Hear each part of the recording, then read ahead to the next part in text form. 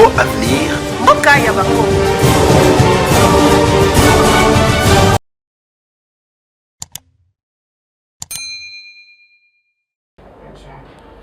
Très cher fidèle abonné Congo Avenir, merci partout dans le monde. Ici, quand vous besoin habitude et puis confiance, il y a la chaîne Nabino. Ezande ngwana ndeko Nabino Jimmy Dide, oyo Congo Avenir, mais lelo naza ngai mokote naza na molobeli moko pe oyo biso awa bomona kaya na Congo Avenir cardinal. Donc bomesana pe na ye, ne bomesana na biso na ne bomesana bato mosusu baleka na Congo Avenir. Donc à chaque fois information news ya sika actualité ya mboka ekozala akozala wana biso to kozala wana parfois to bando ko kabola pe makanisi na ye na chaîne na biso ya Congo Avenir. Donc bo s'abonner massivement na chaîne na bino to pesi bino mbote mingi partout dans le monde. Cela dépend de l'heure oyo bozolanda biso et si kanyo so bozwami ndeko tozana ye cardinal de l'UDPS ye aza l'un des communicateurs ya UDPS. Donc les autres yeux en tant qu'analyste, en tant que communicateur et IDPS, aya ko solo la ko panzela biso vraiment que par rapport à tout ce qui se passe na parti cher il a fait Etienne Tshisekedi parti présidentiel oyo ezo kambama na pour l'instant na mwana mboka CG Kabuya na batu nyonso ba kitay na ye ba maître Peter Kazadi. Donc batu nyonso oyo bazalaka na ye ba dirigera do ba kumbela ka parti wana toye ko solo la masolo oyo ezo leka na UDPS. La maison du président est en fait. Le parti du président, ils en ont moto, ils ont la moto. Mbote cardinal. Mbote Kulutu. Boni santé, il y a UDPS parti, Amino. Non, UDPS, ils en ont bien. Ils ont vraiment bien. Pourquoi on a le besoin de bien? Puisque des choses qui ont pour le côté Banyama, déjà tout le monde est. Est-ce que les lots ont vraiment disposé à Rolobela? L'année, ça comment venir vérité? Oui, Nazar là pour l'empêcher ça va en vérité. Puisque il y a comment venir. D'accord. Merci. Donc vous s'abonner massivement à la chaîne Nabiso, vous partager la vidéo Nabiso, le lien et surtout que vous aimez yango.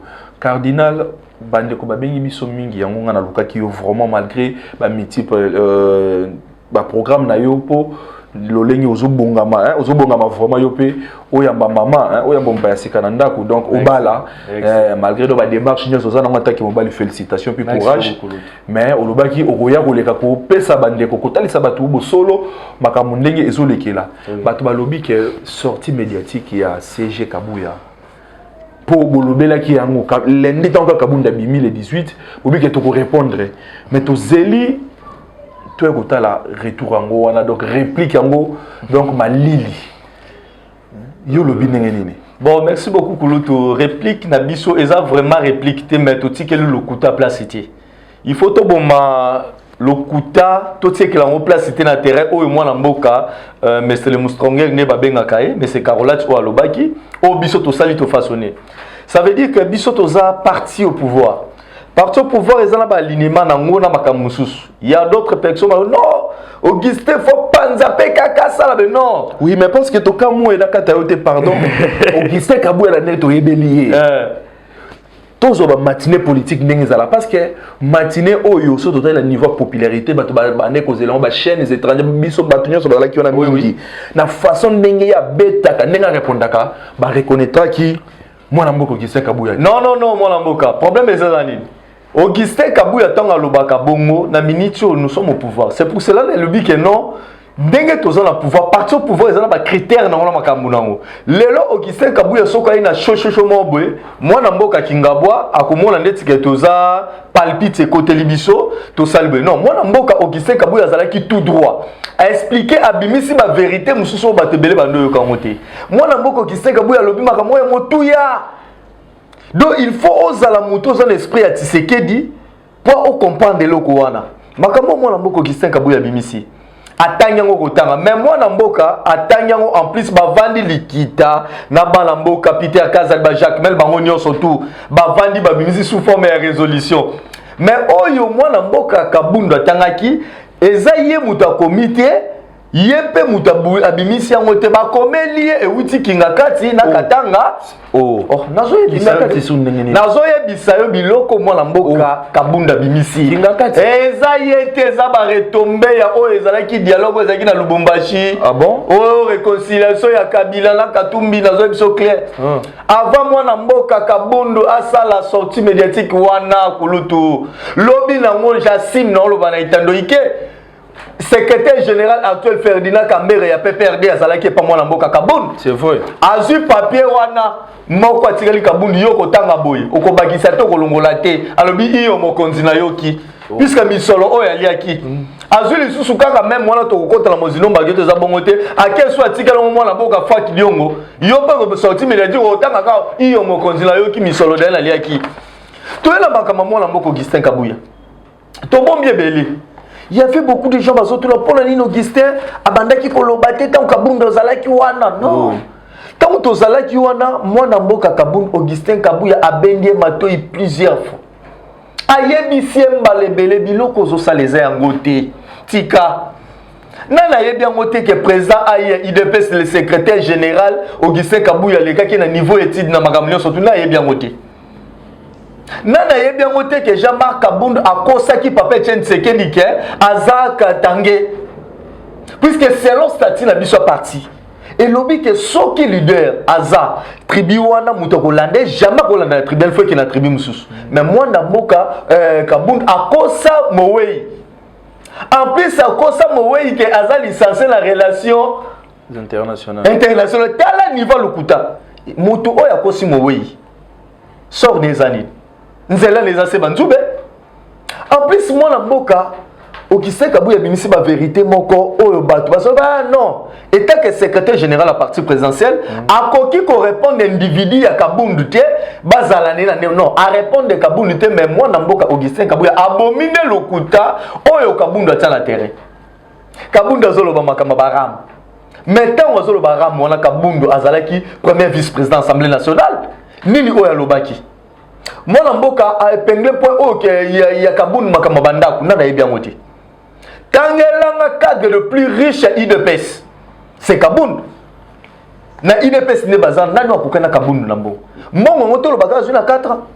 Un individu so vanda nanda ko le kata président de la République. Kabund a comme intouchable. Mais na yebisio ezala ba point mususu na épinglé eza somo. Eza somo mwana mboka loba vérité. Mwana mboka Kabund a trahir chef de l'état à niveau nyon surtout. C'est Jazaiki clair. Makamusu c'est déjà le bon temps biso photo lobango. Président Félix Akeli Banda lobi que non né na zonga boy. Nazo kende économie informateur puisque informateur pas identifié pas majorité après formateur à Saint-Denis a formé gouvernement. Président Félix Alobiango na pokwa awa kenao ke de son na zone qui chasse na nommé formateur. Mais binomo mbogero lo bakeno déjà majorité zali. Mais la zone ebisa yo mwana mboka makambola lelo to panza vérité za Congo venir photo la vérité. Cardinal. Non, il va dans le bâtiment. Depuis longtemps. Tout le monde a bandé ko na boka vérité vraiment. Merci partout donc bo s'abonner ba o boye ko tasikoyo. Cardinal on a ba depuis longtemps et là on baza ko akise bino banda kala UDPS. Bozo mona makambo wana. Bolobaki te siko lelo kala ne bomo bimisa enrichissement ba majorité non na web solo moko Kabund soki asalaki sortie médiatique na ye na ndenge o elongo mingi non na commune opposition vi makambo na IDPS na mona ba longole on moyo ko Augustin Kabuya na lekate Augustin Kabuya opposé n'importe soko ba ra Augustin Kabuya c'était le secrétaire général à parti présidentiel. Sauf qu'il y a des ailes au Chadar Bandé pour ça la salon Augustin Kabuya la mytho ça ne va pas. Augustin Kabuya, sauf qu'il répond de la bloc puisque le coûté ça la qui trop. Mais tu peux si un conseil mingi Kabunda yo quitté. Sauf que moto bimi puisque a dérapé a touché même la chef de l'État. Il y a moins à tourner avant que ça la vérité. Banda sa maluka on était que premier ministre tina ministre pêche. Kabunda tangela ministre au bazan niveau intellectuel ndemo.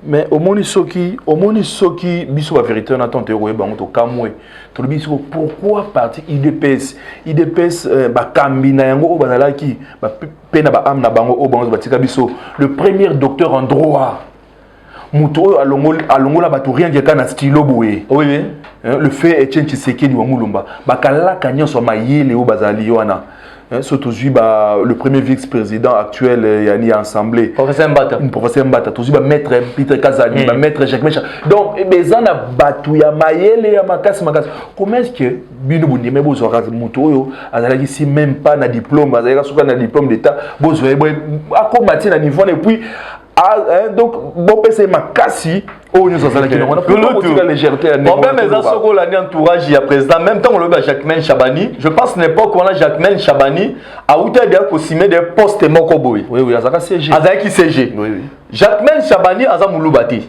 aza mutu ya province mususu mais autant entourage ya maître Peter Kazada Kasayen batebele ya mwana papa Etienne Seke na talaki Jean-Marc Kabundu vike kuna pas avec biso to robo elite Kabundu te Kabundu elite abundi mais c'était combattant malgré tout excès de zèle excès de monnaie nde balobara excès de zèle lekele mbongo ebele lekele ona mona la vie na ete et o ça les troubler ko bebisa Kabundu chef d'état ou papa zwa ki ebongo soko remarqué ton papa tse Kabundu papa umeleta kufi papa senga Kabundu ke non na posa ba papier na yo oyana ngo Kabundu habite fola zonga kami na pona zo ba papier na zo abenga ya lokuta tala mutu akosi mowei soko neza ndengni yango esuki botoye baki yango ngala tuni papa Etienne Seke moi je suis le cardinal Monsakoli soko mona la ta soutane de puisque bato la ta soutane masumo legebele bazolo bebele papa Etienne Seke de sengiye Kabunda bandi kokosa tinzoka ndeti papa ya kokufa makamani sa nini elali quand vous te kovanda yo yebitina o Kabunda linga mettre Peter Kazadi te nini susu makamana vérité nga non mettre Peter Kazadi nini abana ko teba kuba ah problème tani makamba accord FCC cash mettre Peter Kazadi ba ka olongole mais Peter Kazadi abana Kabunda depuis kala mais on a vu ça que place complet Peter Kazadi na Kabunda bandaki président Félix Ake Nairobi Ake qui libanda plutôt je n'oublie pas pays moi Zalaki avec un la zozonga naza konomé formateur pour identifier majorité Kabundu na minute wana na biso ba benga Kabundu pas nemi zo mutuka mata rapide yaka kingakati yaka Kabundu matita mu ba nemi ça veut dire nemi babande ko traiter na mutu oyo na niveau intellectuel ba nemi bazala likolo Mututa ko sa so tali bateau ba élaborer même constitution samboka il y avait d'autres personnes dans la carte FCC FCC wana pepe des machines moi jeté ba dribbler Kabundu tellement niveau intellectuel ezaki mukié ba dribbler yé kende to zaboy au moni FCC to za la majorité yo mbala moko signer mbala moko to signer communiqué conjoint que nous avons constaté majorité au sein de l'FCC Bango déjà balanda qui communication chef pour l'avantage donc ça non balanda qui pour l'avantage déjà ce qui chef de l'état aïe penza bebu a nommé informateur wala nga identifier majorité na la FCC d'avance FCC est un regroupement politique té FCC c'est la base juridique moko boyete ba dribbler Kabundu de façon que tu vas quitter le paquet tana libandi Kabundu atenge mbongo non na zo ngo na mité Kabundu a cette déclaration pour signer non nous avons constaté la majorité au sein de l'FCC naye bisayo kulutu président Félix azalaki libanda président Félix arayoki ba hey nzambe Kabundu abomingai président Félix abenga maître Peter Kazadi yoka place conflit maître Peter Kazadi na Kabundu banda ba vérité otiko yo place musoko ngala comment venir président Félix abengi maître Peter Kazadi abengi Augustin Kabuya maître Peter Kazadi abengi Kabunda lubi eloko sali yango pona nino kobimisa président nani président le bazwa ko nommé informateur yo au signer communiqué conjoint que non biso to identifie derrière majorité na kati ya FCC Kabunda akangela maître Peter je suis le président de l'UDPS Félix qui on a la lobby ya mwana Kabunda banda ko bouger président Félix il est dans lobby te Yangwano moni na bamu kontombolo mwana mai le président le plus constant tous les président Félix amemaka mutu malembe au mona ngote tango ba identifier majorité na kata FCC oui président Félix a lobby to boma moto ba bomi moto première moto bazoke ba négociation ya ba PDG ya ba dia ba mandataire mona négociation simba si président Félix ya kolongola Kabundu ya kotia Peter Kazadi au moins des changements de ça mais pas sentir que Kabundu niveau neza na c'est na zo Peter na tie place wana donc c'est donc est-ce que ba guerre banda ba guerre banda place wana Kabundu makambo o CG Kabuya lobaki oui ba poste moko ya grave ba poste o etali na IDPS ndeko na ngai kuluto za awa kende même na DGI na kopesa exemple na CLSS kende oui ba ba mutu na mo soko za muta décision finale te ko zo musala te biso ba cardinal to tikala be musala te ndena za bo po bala il faut ça la cotisation yango na osenga la babone ne surtout ko ngwa venir na bi kende na za bo libale za na uta na bi ke o to moi sa moi ni tout ko sala makamnyo surtout moi po etikali musala na partie ezate kabunda bomi parti na niveau nyon surtout yo la première trahison mutu wazo préféré ko kende ko tonga stade mais na permanence il y a un président toilette eza bouché mais ça stade a chama na komba nani ya non na boyité na pêche exemple ça là ba na kinga bo mbongo oyo ya kobenga mituka oyo ebenda ka basalité wana eza combien mais est-ce que na partie ba cotisation de maître Peter Kazadi ba député musu ba ministre musu Daniel Aselo kolo to pola ni lozo bibisa ololu ko dans la claire non mais qui ba bi ke bacha na yebisa yo boye nous avons 500 députés si je n'oublie pas boye non, 500 députés, c'est $500 où il y a chaque député. Nous avons combien de députés nationaux, combien de députés provinciaux? La provinciale, c'est 12. Surtout Bapesaka. Pour Chilombo, qui clair. Sur le 500 de Bapesaka. Kabunda, qui a signature, il y a Mbongo. Il y a IDPS. Kabunda, il y a Mbongo na niveau na union sur toi lingi. Kabunda, chef de l'État interdit que nos Chinois exploitent les minéraux na Katangate. Moïse Katumbi batona tellement mafie ba yebi ba moni Kabunda. Kabunda pesi ordre ba chinois ba exploiter. Donc dans moment où ceux qui te comprennent bien ça Kabunda azana deal na Kabila na Katumbi yango wana sali ke abimisa ba biloko nyonso ozo bimisa ozo. Soko tali discours au Kabunda sali discours ya Frank Diongo eza discours o wuti ba retomber wuti na sommet o basala ki na Katanga. Nazo yebisa okulutu ngala cardinal bomba kati. Oui, cardinal faut bosser. Ndenge zawana yeba yango mwana mboka Kabila to basangana Katumbi. Eloko esali bango vertige oyo nyonso. Oyo kamukeba ikoto ebima. Frank Diongo sa omona te ke Frank Diongo ndozela ni boss ala conférence. Frank Diongo lebi na ye, Frank Diongo lebi. Ah, kolote tika. Frank Diongo basa bato ba pesi. Félix Tshisekedi président de la République pour pesi pour bon. Tokozwani le repesa biso mais tisikoyo. 4 ans, qui est 4 ans, 2023. Ami, le président Félix. Non, président Félix a mouto, c'est un dialogiste. Au gang, au poste. Frank Diongo a bimi la grâce présidentielle. Kabila, on a Moïse, le Frank Diongo a l'alliance, na bango, a meli sous pambouengi wana. Aye bango kulutu Frank Diongo to yebiliti na ye azo mérité ba soutien na biso na ba respect na biso mais na ligne o akoti oyo azo mérité mo le soutien na clair mais en politique il y a que des intérêts il y a pas problème c'est ça il y a boula qui nenga bimi prison ba PC poste moment ministre mais ils ont ba poste monsieur collé quand même ministre est-ce que yo pour servir pays non il faut sa ministre aux PDG président Félix a dit que Frank Diongo za papa Asa doyen oyo abudina papa Etienne Tshisekedi torobo ya te mutu mota ko ni lita Frank Diongo pembe na IDPS pembe na Tshisekedi mais papa ko de rappel na suka ko mela supa mwengi na Katanga problème eza makambo a lobby na yebisa yo Kabila Moïse bakomi ko manipuler classe politique na biso ya opposition Fayulu adini dereni Fayulu azini vi ki asala ki aleki mbongo Kabila zo asala alias oh bato wana so moni palpito nyonso tout puisque tobenga ye mikolo yo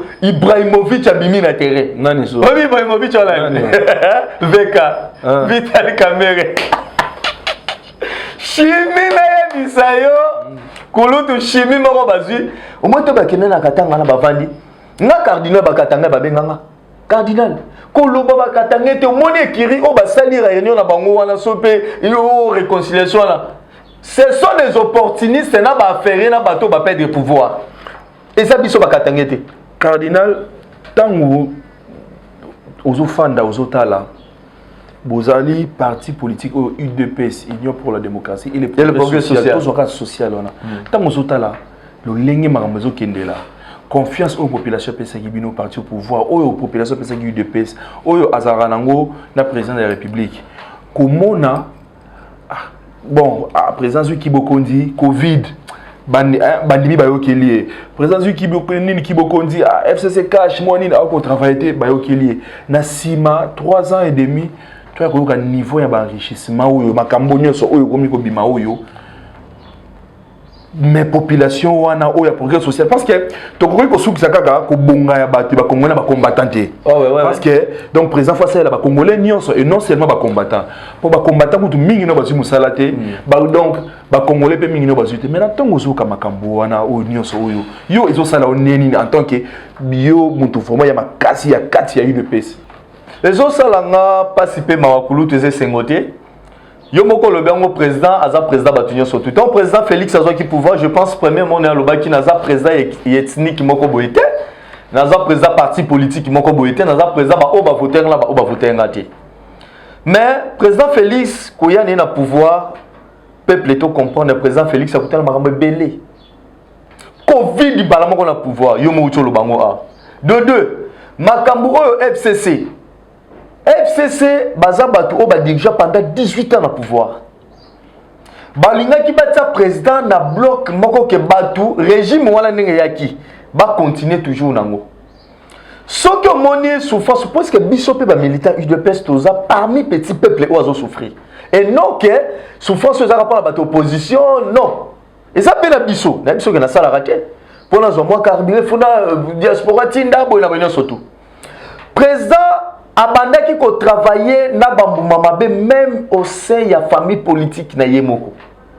Oui, wana to bomba te. Même na FC non, il faut bien tout ça clair. Na famille politique na famille politique yango to lobi président Félix aza bénédiction on nzamba tindel peuple congolais avant à délivrer azolongo na bambuma mabe papa au moins madesu soko sombi na zigida otie na nzunga mai madesu solo esala kani kitaka na se oh ya mabe sala nini e mataka likolo mama longolaka avatokisa sa nini abwaki eloko na kosenga na peuple congolais président Félix aza président oza na souci ya peuple congolais ayebi ke congolais akokosala wenze na moyité asala wenze na pokwa poa asomba Thomson etanga makila le seul pays o basombaka mikwa o basala ka shawarma na ba supermarché batie na marché congolais asomba boka tana matembele mais président Félix esengaki alongola madesu oya kopola même oya uti na ndaku na ye moko posa ki na madesu mususu ezalaki na ndaku na ye madesu mususu asomi na zigida madesu ezalaki na ndaku na ye ça veut dire oya ezalaki na gaza UDPS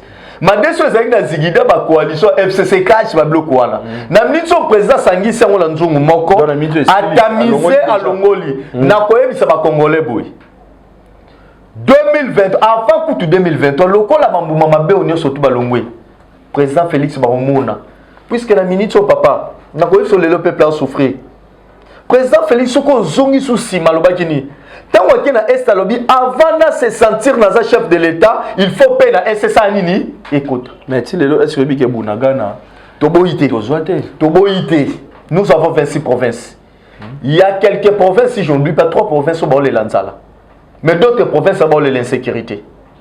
Les lobes à province au bord de l'insécurité. Ceux qui m'ont sassé à toto yaya n'a pas n'ano atoto ça t'a fait à l'eau sauter.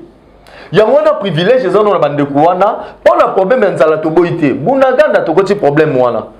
Ke bunaganda wana na koyebi ça va jamais kabunu ba Frank Diong. Ba tout na ba leader na ba diriger bango.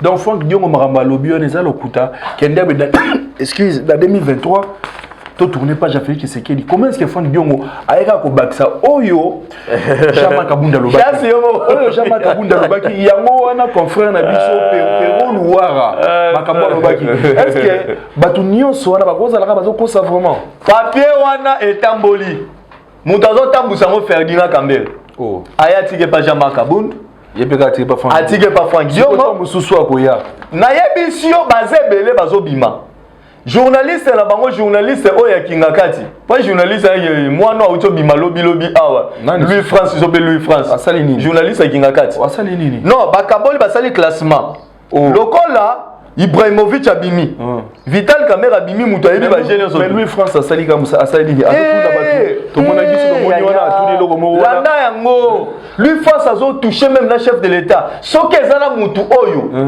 au moins avant passer émission lui France déjà a coach Akada Mukeba yoko loba bola boy c'est vrai nazo exo vérité lui France a tout na soki ezala mutu oyo Katumbi ko travailler na été manque compétence ces années Kabi Félix so mutu ko Katumbi ko travailler était pour le diplôme Félix pourquoi pas Atunaki Mukeba que soki ezala mutu oyo Félix a ko travailler na été mais pour na nini kaka ate Katumbi Mais cardinal, lui France et journaliste a mis qu'à mon côté. On a mon même conseiller, mi batumi, ba proche chef d'État, même sur tout le monde question ba kanga.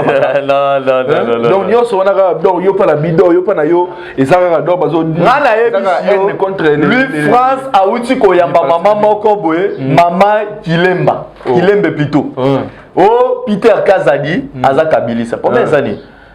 Peter Kazadi na Augustin Kabuya baza bateau bazo coincé. Mais ba maître Peter Kazadi plutôt lo batabino moko. Na provincial bazo ça et l'autre côté. Na selon moi. On ça et l'autre côté. Yo so auto vivre na Kinshasa. To moni mama bato bazo tomber mutuka. So ba maître Peter Kazadi ba non ça la mais le monsieur ministre ya nini ya finance. Non, attends, finance, même ministre provincial des transports. À ça, tout le monde, ceux qui sont na congé, il faut pas interpeller parce que. Mais est-ce que ça ne va pas? Non, biso tamu, omoni Peter Kazadi. Avant maman, tout le moment, l'Assemblée provinciale. Il pèse minoritaire dans l'Assemblée provinciale. Naye biso que tant aux une opposition, ton nom c'est des systèmes. Ton nom c'est Kabila na système Kabili. Système Kabila c'est correction moyibi koboma. Il y a moins un système là ti lelo et ça sous Félix, donc Félix azo bundisango. Dans l'Assemblée provinciale na yebi ngote que il y avait beaucoup de députés ba kota na dynamique ngobila. Il dépêche par la 12 députés. Dans 12 députés, les a divisés par D. 6 va côté la dynamique Ngobila. Assemblée provinciale, il y a si j'en dis pas 48 députés. Dans 48 députés, il dépêche par 6 à Pamba. Attends, au monde, moi, mon capitaine Kazaki a botoli micro. A botoli micro, ça y est, minorité, 6 personnes, pour ça, la nini, il va battre la surtout. Ça veut dire qu'ils ont un changement de mentalité. 2023, ma maison changé. Tu es la maman qui l'aime. Maman qui l'aime, à lobby, on a la zone à lobby, à zone à Makamounion, surtout il y a IDPS.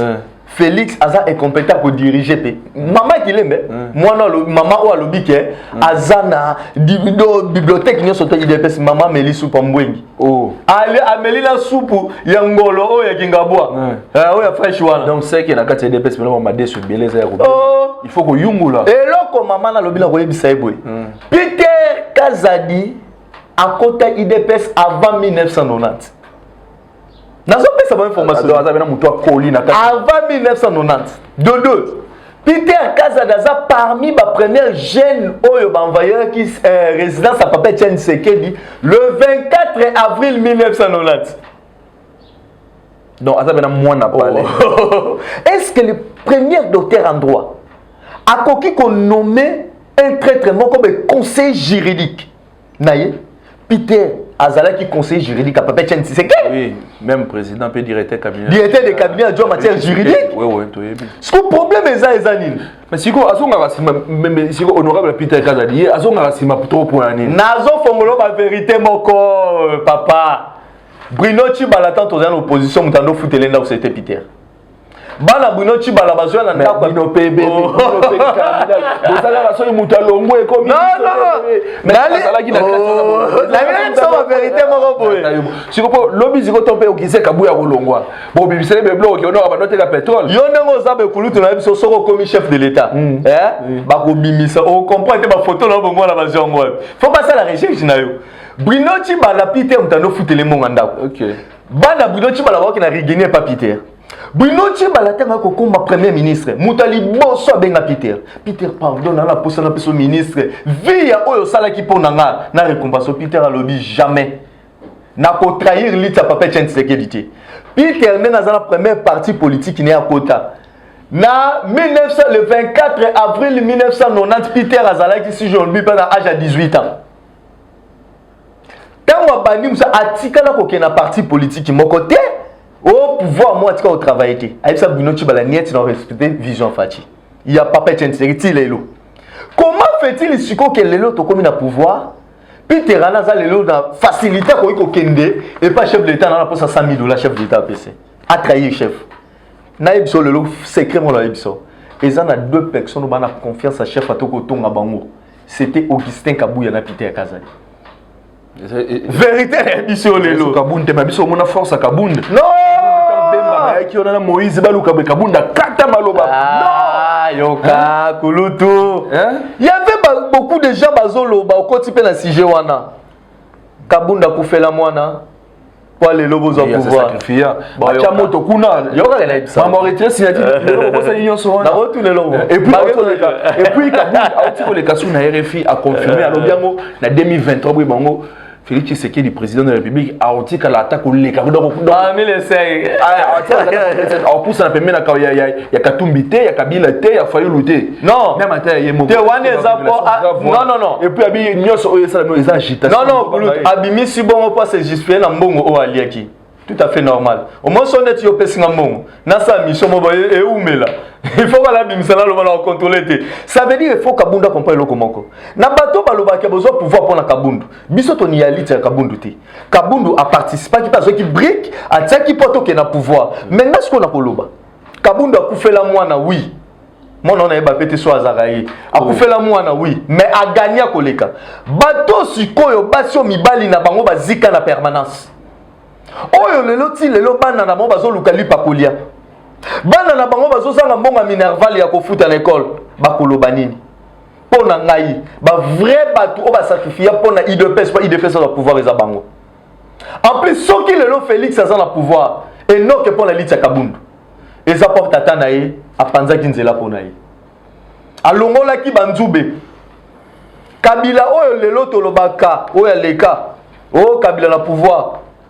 Il paraîtrait que non pas ceux qui peuvent pas na ye bakati. Pour musée apanza kinzela ngona Kabila zo pouvoir.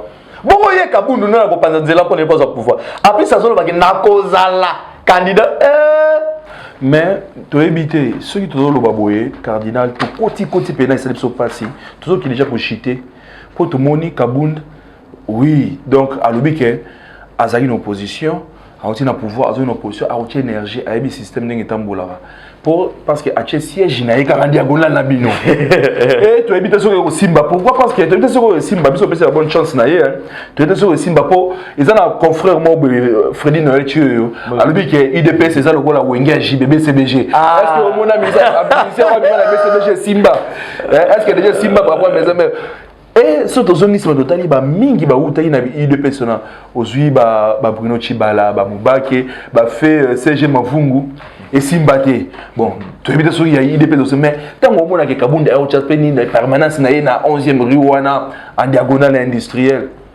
yozo mona ndenge nini et puis azundi mayango aleki na RFI ya alobike bozo banga boyebi azana makambo yebi ezana ba jet oyo chaque week-end et mi makambongo ozo mandele ba révélation na ezo sala batu pasi kolo te to ba Kabundu te moi biloba ba Kabundu ça na yebi so eza pona ko se justifier ba mbongo bataliaki Bruno Chibala kuta lobaki ke nazo kende koboto la permanence à IDPS et soukawati et après o bongo ye oh ya tia Bruno Chibala kuta les choses est grave bongo biso tonto lo baba identité Kabundu to yebaki ngwa na pas kamba tete tant Bruno Chibala o na boto le Kabundu fois ke ko samba tota o muluba Kabundu bazamboka moko na delice sanga oh Zambe papa Tian Segele il faut me dire place aux alliés.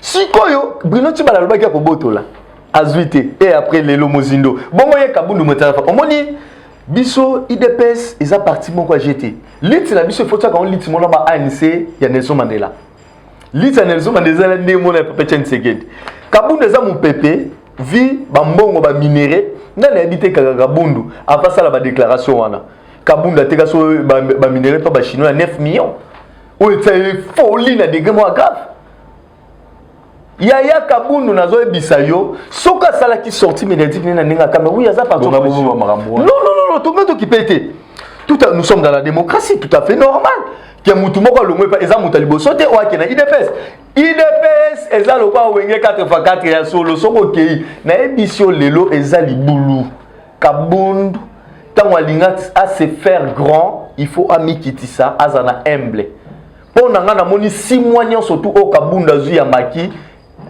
to kasa ke ko bimisa mboma malamu bimisa mboma malamu te abimisi ne ba vérité ke abimisi fala lo akosine sikoyo kokosa Ah bon? À cause de Kabunda, à cause de Mabele. Si quoi lobby ceux qui ngana au cardinal tout le monde m'a parce que tous yo kato mutubo ya IDPS tala kuto loko il y a un tel. Ndeti yana. Tala kuto oyo. Ndeti yana. Il y a un tel. Ndeti na ko so mona mboka Peter Kaza. Ndeti na limité. Limité na po ba bien limité wana bango na IDPS. Oga o kota fikini soko sa ebo. Oh il y a. Ah, tout ça la clair. Kota fikini bazolo bokise Kabuya. Yo kala edi so clair. Auguste Kabuya azo sala te. Non. Tango ya zo sala. Ah non. Oyo kotongana lobi tanga olongwa. Auguste Kabuya nazolo bango Auguste Kabuya azali le secrétaire général de la parti présidentielle azo mérité que son Mamoutuka. Nikota mwana Mamoura. Mais na kongo nini? Non. Bon, au côté problème Mamoura. Kota mwana Mamoura. Ba ça c'est Mamoura te.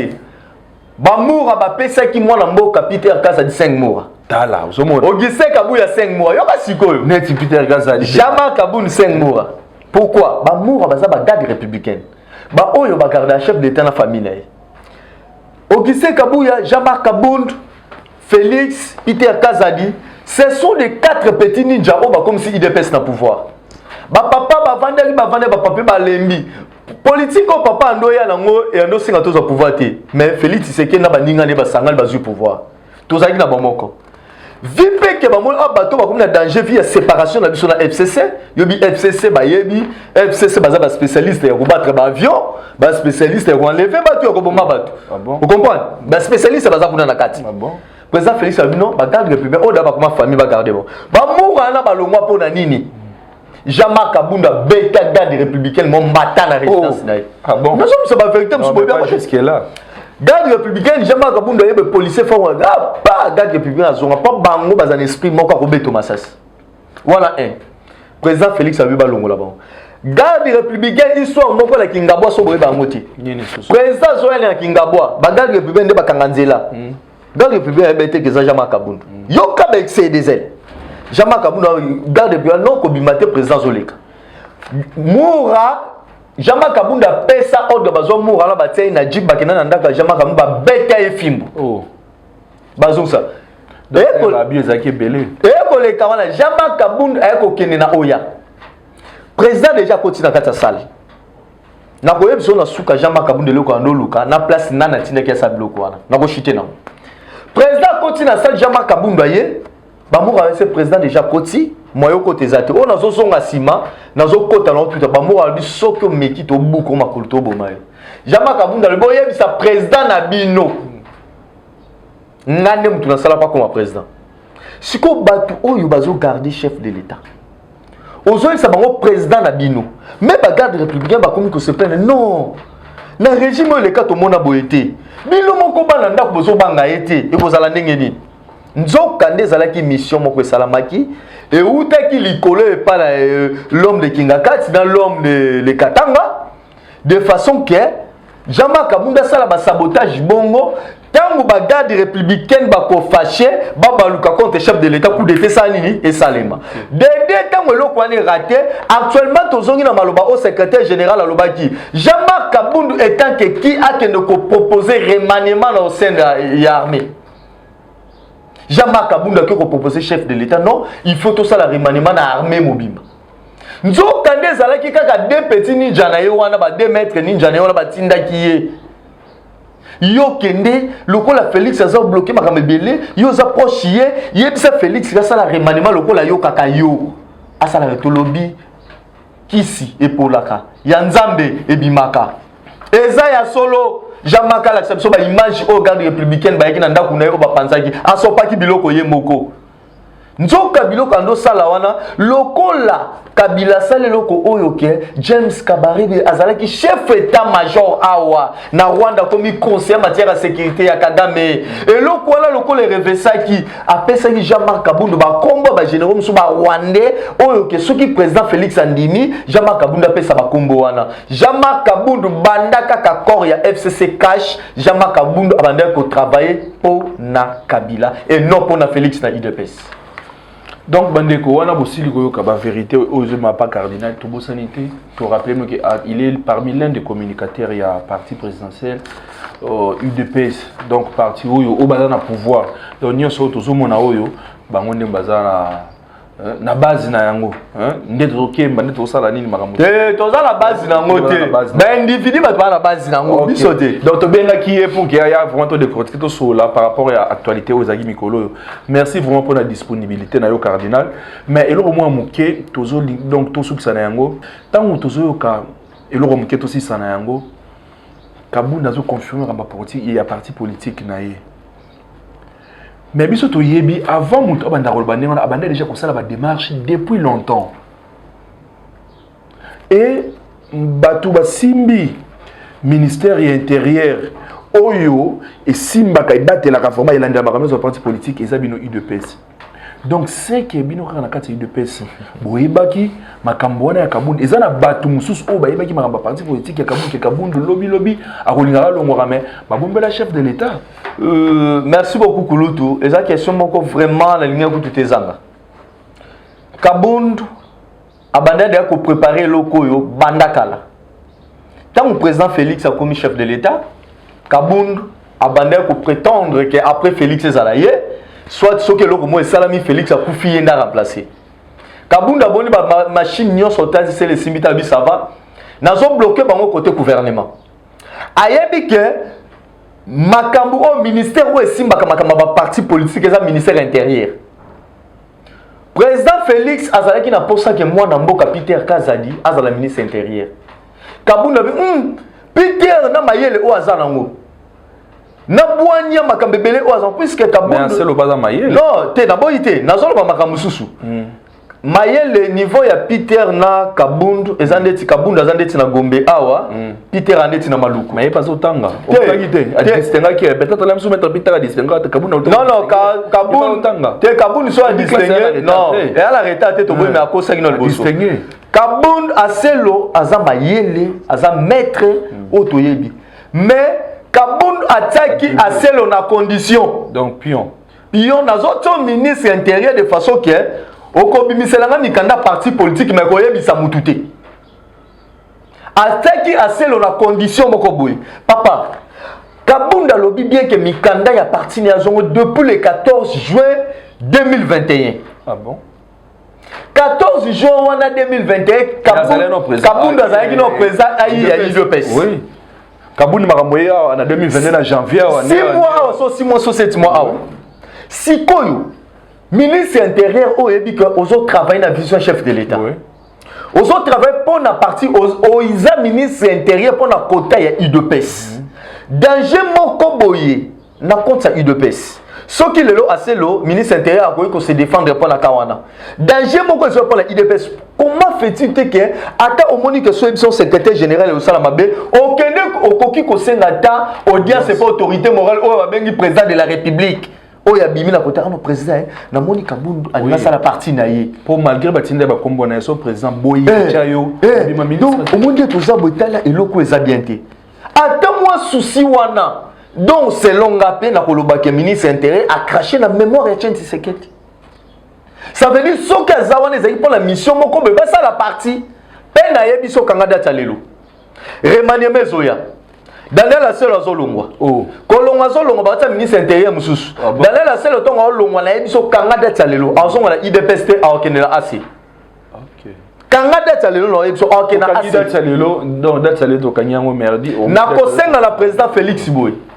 Kabunda soki lelo comité puisque Kabunda tsebiso ba piège partout. Ba DG, ba directeur de cabinet.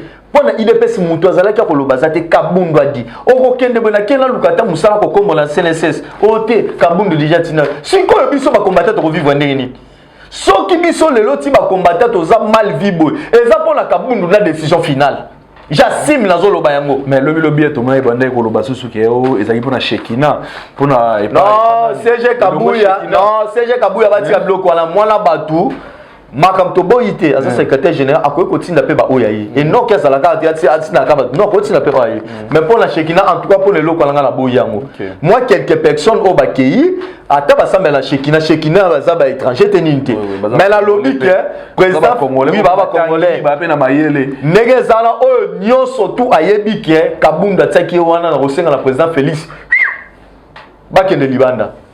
Merci au Aneza Maloba, il y a cardinal, tu as évité ce qu'il y a un message mon boyo à Rosala pour ba diaspora ba ndeko nyonso ba bonyo so Congo Avenir parce que wana déjà toujours kabwana biso. Merci beaucoup. Na ba diaspora nyonso surtout à Congo Avenir ko eza mwana na bino molobeli na bino o apesa kabino ba news na Congo Avenir. Pas beaucoup mona nga lisusu gauche droite c'était awa désormais awa pour la repesa no ba news cardinal azobala na mois d'août na batu nyonso surtout oyo penza balinga Congo Avenir ko soutenir biso nde bo mesana donc ata bo bengi boss botinde pa boss ekokoma bo soutenir cardinal to longolata soni okeno membre ya parti présidentiel pe abali pe na lokumu to sala kate eloko moko te soki binote mais tozande tozaboyete en tout cas bo contacter boss nyonso to ko yepa na e ekokomela cardinal na mois d'août ça wakaka dia masolo. Merci beaucoup. Très cher fidèle abonné à Congo Avenir, j'espère que Tokomi Nasuka, Boutikuana Rolanda, Potoboya qui tout ça la spéculation, tout ça la diffamation. Il y a un tolingagi toyo katobenga quand même moko, il y a ba communicateur, il y a UDPS, to pesi ba ngombote parce que na musala makasi oyo ba sala raso ekutu mingi kutu so ezalaki la moment oyo parlement de bozalaki donc j'espère que Bundele so lingagi so azala na mboko takima. Azakutu peut-être na grâce pour baloba ki ba mingi pe ba kendaki ranini vacances parlementaires na bango. Donc, bon, s'abonner mingi na chaîne Abisso Congo Avenir plus 243 81 369 17 43. Merci na merdi na caméra Ndeto Kutani Mikolo Mizaliko ya que Dieu bénisse la République démocratique du Congo. Congo Avenir. Mboka ya Bakongo.